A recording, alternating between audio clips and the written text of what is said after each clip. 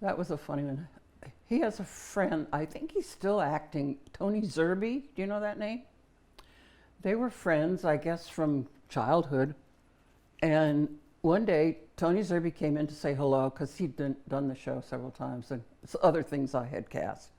And he said, a friend of mine is visiting from New York. He's an actor and he's very good. And he looks very young and I'd love you to meet him. So I said, sure. So I met him and it was Jon Voight.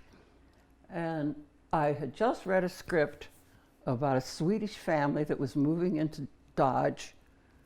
And they had a son and maybe some other kids.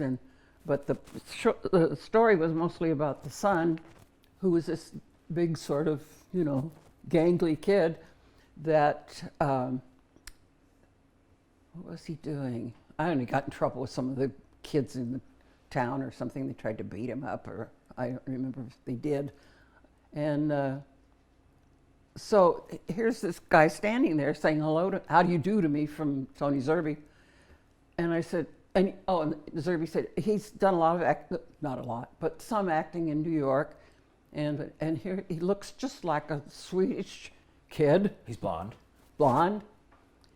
So I said, can you do a Swedish accent? And he said, oh, sure. They always tell you that. It's like, can you ride a horse? Oh, yeah, I rode it to get here today. So I said, I've got a script I want you to read and then come back and read for me. So I gave him, because I'd just gotten the script.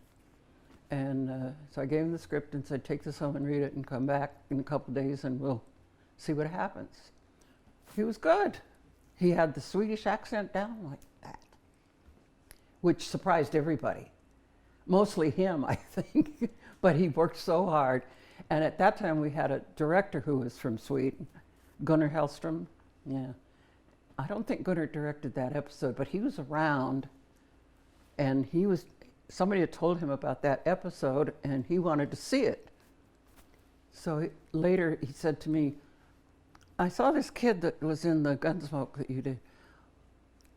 Where did you find him? Was he in Sweden when you found him? I said, no, he's not Swedish, he's New York. I said, my God, I don't believe you. He's got to be actually Swedish because he did the accent so perfectly. So when the show was finished, he went back to New York to do Midnight Cowboy. Wow. And the rest is history. Right after that.